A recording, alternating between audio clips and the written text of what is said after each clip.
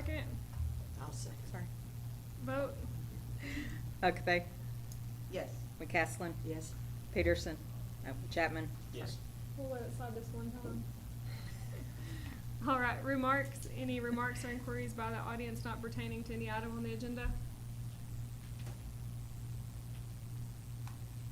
Okay. Reports. Moving on to item 7, financial report for May 2024 by the interim city manager. Mayor, Actually, it'll city be manager. Short and sweet. Our IT guys working on my computer actually looks a hot mess right now, my system, so I'm just gonna go over what I did get to print. Our current monthly revenues in our general fund is way down because of the transfers. We haven't done the transfers for the month of June. So until I do those, it's gonna look very low, but, we should be about, it should be right where it's supposed to be once we do those transfers. But last year, we had 2,147, 2,147,829 in our general fund. In our MUA, we had over 5 million. Of course, our MUA looks the same because we haven't done any of those transfers on the year to date. The only thing that I noticed, again, Mr. Kendall and I talked about it, was our, the revenue in our, tickets and fines, but that's because, we had, last year, we had a company that was collecting for us on our past due tickets. We're gonna work with them again, and hopefully that will help. And we've talked about some ideas to help with getting those past due tickets, but sales tax is about the same as last year, maybe a couple $100 less. And our use tax is the same. Actually, we have more use tax this year than last. And I'm gonna try to cheat because I really can't see anything, I don't know what's going on. But, I'll go over the audit. We've talked with our auditors on Monday, and I said last meeting that they were gonna do 2 months in a row, so they should be wrapping that up any moment now. So they're gonna do 2 years, and we talked with them Monday, and they got back in our computer and helped us finalize to start moving into our new fiscal year, which I'm so thankful that we're going into our new fiscal year and starting our new budget, so. They said that it looks really good, the, paperwork and the audit looks really good, you know, considering the staff coming in and out, they don't have any issues so far. Good. Very good. Any questions? Thank you. You're welcome. Item 8, police report for May 2024 by Chief Taylor.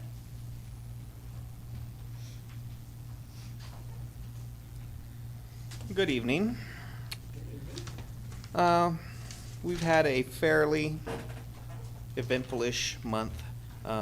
We had 452 calls for service, a couple accidents, 9 alarm calls, 4 different assaults, death notifications, 3 disturbances. We did 24 follow-ups, 166 calls for information, 2 intoxicated individuals, 1 threat of bodily harm, 56 traffic stops,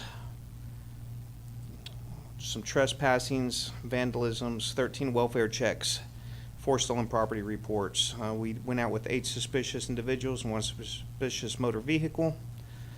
We had 5 houses with doors open and a search warrant that produced some good results. So that's pretty much what we've done this month.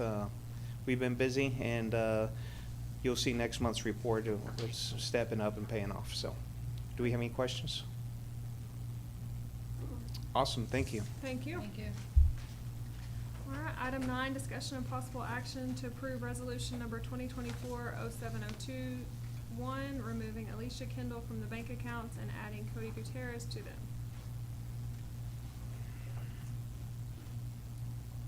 Suppose that's just normal. It's just to remove, Mhm. so, Cody can sign our checks, and we don't have to be bothering everybody all the time to come sign for us. Sounds good. All right, a motion? I'll make the motion. Second? I'll second it. Vote? Huckabee. Yes. McCaslin. Yes. Chapman. Yes.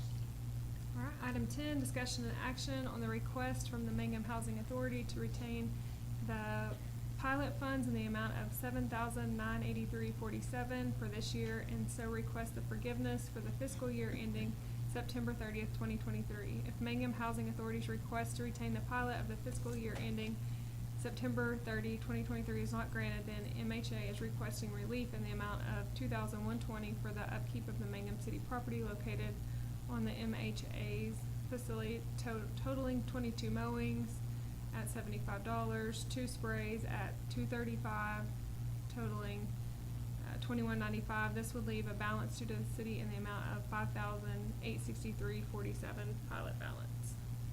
We do this every year, and we allow them we pay them for the mowing, and then we just keep the balance due. That's what we do every year. I advise that we just keep it the same. Motion to accept that? I'll make a motion to accept that. Second? Second. Vote. Huckabee. Yes. McCaslin. Yes. Chapman. Yes. Item 11, discussion and possible action finalizing the interlocal agreement with the Greer County Sheriff's Office that includes conveying the Armory Building to Greer County for conversion into a county jail and determining the consideration for the conveyance, which may include services in kind, a monetary payment, a reversionary interest, or other fair compensation, including the future dispatch. So we originally did letter of intent, but that's the full agreement that incorporates everything that we talked about and adopted the commission building.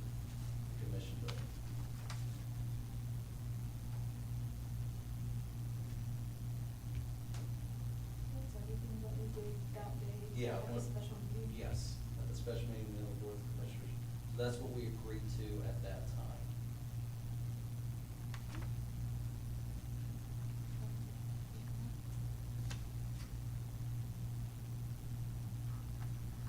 So have there been any changes since the meeting at the courthouse? Well, nobody's authorized to make changes because that's the board action.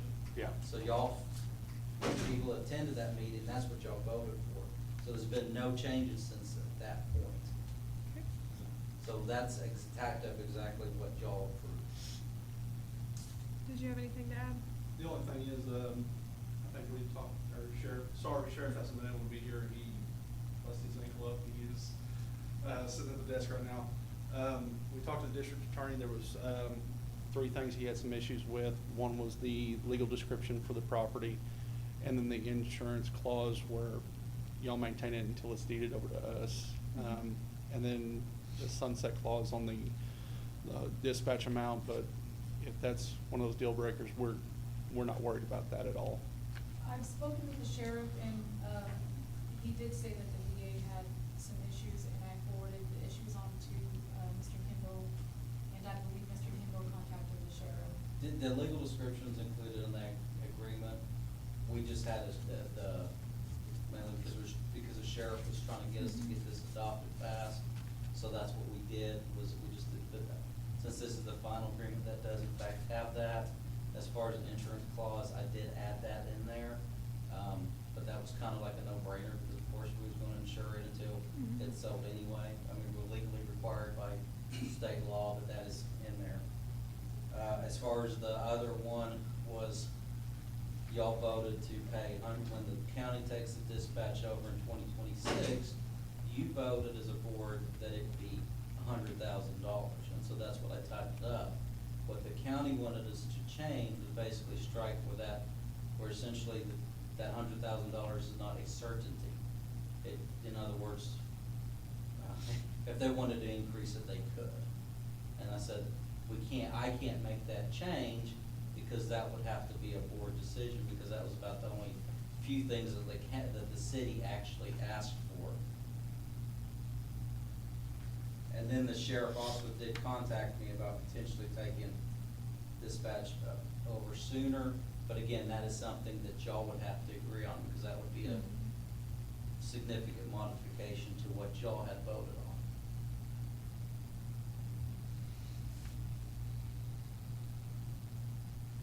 Could we leave it at the 100,000 per year and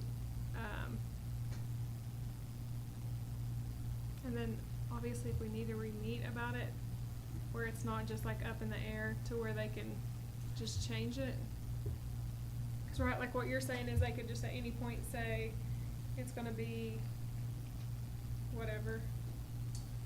Well, that agreement has to be renewed annually, Okay, since it does in fact require the expense of money. So for example, you can't necessarily obligate $100,000 for the next 50 years to pay for it. Mhm. So it would have to be renewed annually on that front. So that money will have to be approved annually. Yes. but the question is can they change it? Can the county change it? Yeah, is that what that? There's an amendment process in there, yes. I mean, every contract can be amended. Right, and so what is the sunset clause, and I guess I don't understand. I didn't put one in there. Okay, so this is just like we talked about, not with, Just like it is, okay. that they would do that. Because if you remember what the county's done in the past, is they basically said, we're up in the jail fees, you're either gonna like it or not. And Right. to the point where the county, when we said we don't wanna pay that much, they kicked all our inmates out. Right, So it requires a discussion before any changes to be made. That way the county can't just be like, I know we agreed to $100,000, but we need you to pay us $260,000 Right. at that point. So we're trying to protect the Mhm. city right now. and so we need to leave it like this, as it's written, that's I probably think in our so. best interest. Yes. Okay, And I've already talked to the sheriff, he has no problems with it. good. We have no problems with that at all. If that's something that y'all wanna do, we have no problems with that at all. Right, I think I talked with the sheriff on Monday, and he said he understands if we have to leave it as is. Mhm. The only thing that he wanted us to talk about, or you guys as a board, was taking over the dispatch sooner. So, that's why we worded that, the future of dispatch. Because he wanted, the county wants to take over right away. Yeah, Oh. if that's the case, if y'all wanna do something like that, I just talked to the sheriff right before I came over. We'll still do the 100,000, give us 90 days to transition over. And we'll prorate that $100,000, so you're looking at $75,000. And then we'll take over dispatch from that point. So if y'all's willing to do that now, give us 90 days. At that 90-day point, instead of paying us the 100,000, we'll prorate the 3 months, do 75,000, and take over dispatch. Irma, what are your thoughts about that? I talked with Mr. Kendall about it, I think Monday or so when I spoke with the sheriff. I have a lot of questions I should have asked, the sheriff, but what happens if y'all get shorthanded and you have to pay overtime? I mean, is that gonna come back on us? No. If y'all pay the 75,000, after the prorate, and then the 100,000, that all falls on us. We will take full responsibility for any overtime, anything like that. That'll be completely taken care of by the sheriff's office. Those were our only Because questions that we had with at the that sheriff. point, our employees will be responsible for their budget and stuff like that. Once they become our employees, we have to take care of them. Chief, do you have any thoughts on it? If they step up and take care of the girls, then I'm okay.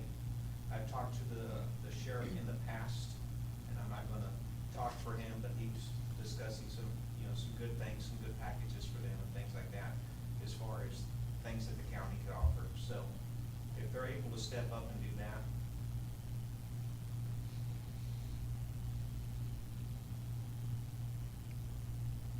And is there any disadvantage for the city?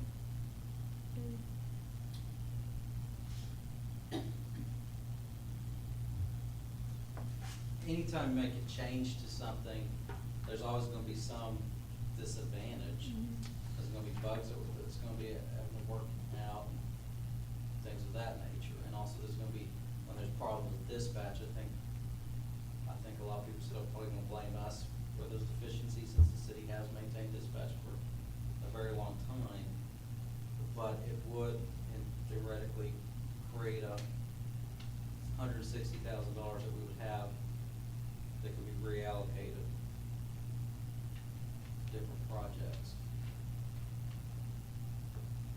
And also, we don't know what the temperature of the current dispatchers are, whether, you know, their stay or go, and what shortage we'll have there. I mean, there's always gonna be some unknowns to that. I think the biggest disadvantage is losing an ability, like, you know, one of the ideas of moving dispatch here was to have a front counter person, 24/7, because a lot of people in the community complain that they can't talk to the cops anymore. Used to, you could go and you could talk to somebody. Well, now, so now the jail is a jail, we don't have that same avenue. So you do lose, and I think that is a huge disadvantage, but I think after the commissioners bill, we decide not to move dispatch over here. But I do think it's a disservice that someone needs a cop, can't just come and talk to a cop. Right. And then we have to send them to another building, and then they can't get into that building, so then they come back, and then they're mad at us because, you know, our guys might be out or not in the office. We need someone in the office to attend to the public. And Irma was working on that during the day, but we just, with the dispatcher, we was gonna have that 24/7. So really though, with the $160,000, we could easily cover that salary if we wanted somebody to be here And that's what 24/7. Mr. Kendall and I have talked about. I mean, $160,000 that we'd be saving, we could get 3 or 4 more employees Mhm. that we need, that the city does need. Mhm. I just don't wanna have a bill later on, but, I think the sheriff and I have kinda came to, a good relationship lately to where I trust his word, I trust him, and, I hope that, like you're saying, we won't be responsible for that. If something comes up or overtime issues come up, 'cause we know overtime comes up with them, with the dispatch. You know, one gets sick and it's a lot of money. It is a lot of money.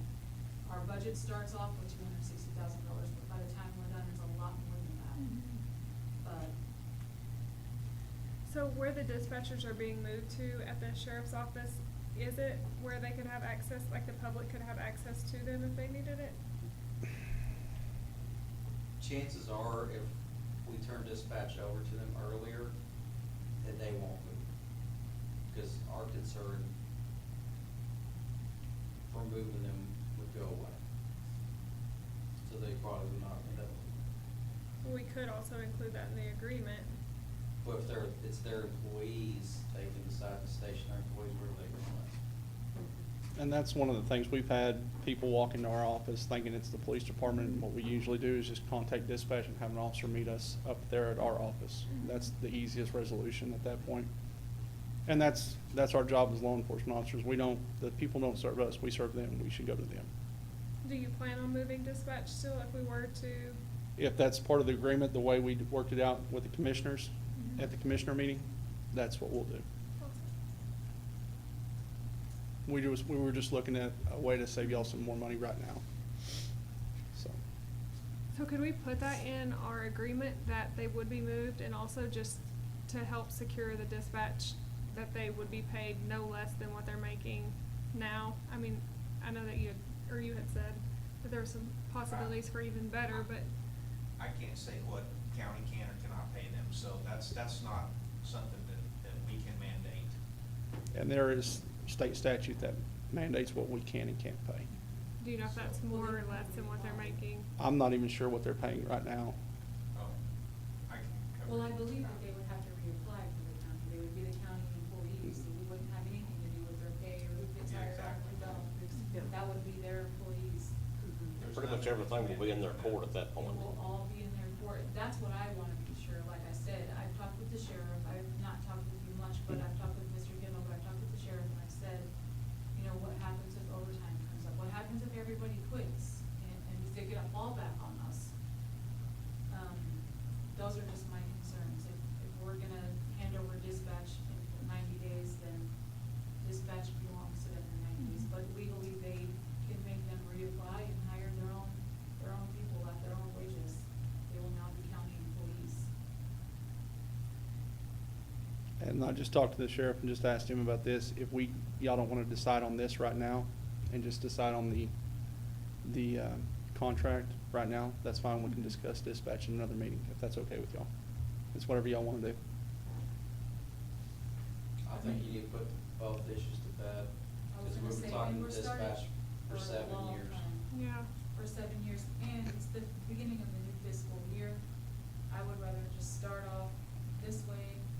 My guys need help. I'm sure Chris could use 2 more guys. I'm not saying that I wanna get rid of dispatch, but if we're gonna, I would rather do it at the beginning of the fiscal year than in the middle, and we're negotiating rates and financials all over again. Is there any chance the county could not receive the funding to convert this jail?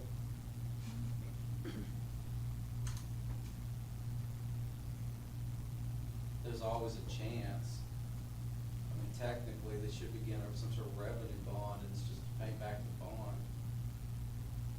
If that were to happen, what would happen to the property at that point? They keep it, it's theirs. Okay.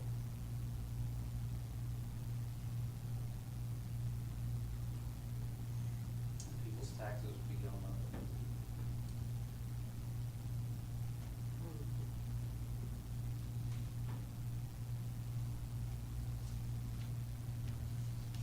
So what are y'all's thoughts on dispatch? Finalize it. Okay. So we need a motion to approve this interlocal agreement as written, and, Well, if you wanna make the amendment to the dispatch, you Okay. just need to specify that, and now run over there and I'll make those changes, and then. we'll Okay. get it. alright. So a motion to accept the interlocal agreement with the amendments of turning dispatch over in 90 days. As of October 1, 2024. Okay. And And that they- would be with full responsibility. Yeah, and then we'll prorate that 100,000, that way you're not paying for those first 3 months. Okay.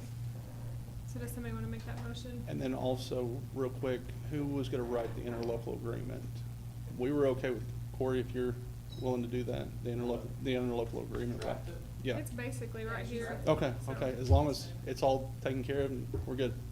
That was one of the things we didn't know if Damon needed to do it or if you were gonna do it. Okay. We're good. It's completely drafted. She has a 10-page document. Mhm. Yep. All right. Well, motion as stated? Second. I can't make the I don't motion. think anybody made a motion. I was asking for it. You would make the first motion? Yeah, I'll make a motion to accept the contract ending the Second. changes discussed. I'll second it. Vote. Huckabee, Yes. McCaskill, McCaslin? McCaslin, I'm sorry. Yes. Chapman. Yes. Okay. All right. Thank you. Thank y'all very much. Yes.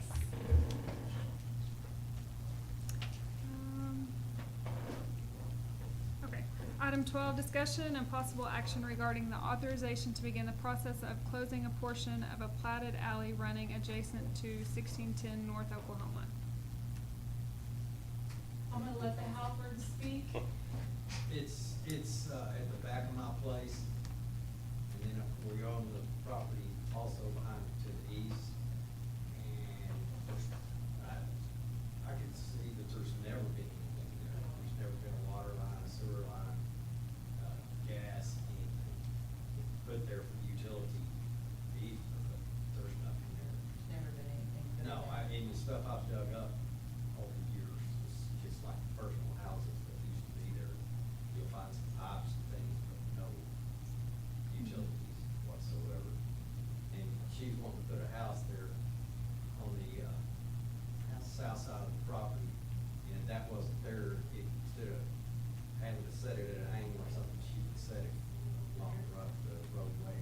That wouldn't be a problem, and there'd be plenty of room there. Do we have to go through the process? It's like whenever we was closing Dahlia Street, we had to put in the newspaper and then have potential public hearing and provide. His is easier because with his, Mm-hmm. I think he's the only one that's gonna have to be notified, because I think he's the only one that's gonna be affected. So it'll be easier and a little bit, but we still have to put in the newspaper and have a hearing on it. So we'll just send one letter. And adopt the resolution, so yeah, so this is something that y'all just need to author, because again, publication costs, that's expense. So we just need y'all to approve us starting that process, and then that way we can count the days and get it back on there for y'all to actually pass the ordinance that will close it. Okay. But this is not the alley that's right behind Rocky, where Rocky's mother used to live. No, okay. That's actually. No, there's street. actually, yeah, there's actually, that alley actually That is has an Yes. alley. utilities in it. I was thinking that there was something else going across your property. Yeah, well, there's a sewer on the. I mean, like a utility easement or something that was, nothing's there. On the east side. That's not there either, but But there it's is on the a maps, sewer line that and runs there's down. a sewer main that runs through what Vermont Street's supposed to be. Yeah. But that other alley over there by me, there's nothing there, there hasn't ever been anything. I was thinking there was something weird about your property. It is. Well, that sewer main runs across Ron. Yeah. And he did it one time, digging out there, just like he did the other one.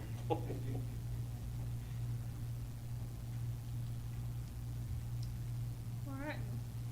Does somebody want to make that motion? I'll make the motion. All right, second. I'll second it. Vote. Huckabee, Yes. McCaslin, Yes. Chapman. Yes. All right, any staff and board remarks? I want to officially welcome you. We're Thank glad you. you're here. Thank you. All right, any new business? I hope it's just a valve, but Reed's tower out there's dry, so I don't know. Any new business? Okay. All right, motion to adjourn? Anyone? I make the motion. Second? I'll second that. Vote. Huckabee, Yes. McCaslin, Yes. Chapman. Yes. All right, adjourned. Now moving on to the MUA. Call the meeting to order with a roll call, please. Huckabee, Here. McCaslin, Here. Manasco, Here. Peterson, Chapman. Here. All right, we have a quorum. The consent agenda. Make the motion to approve the consent agendas. Second. I'll second. Vote. Huckabee, Here. McCaslin. Yes. Manasco. Yes. Chapman. Yes. All right, any remarks from anyone in the audience? Any staff remarks? Any new business? No here. Motion to adjourn? Make the motion. Second. I second it. Vote. Huckabee, Yes. McCaslin, Manasco, Yes. Chapman. Yes. Good job. So adjourned.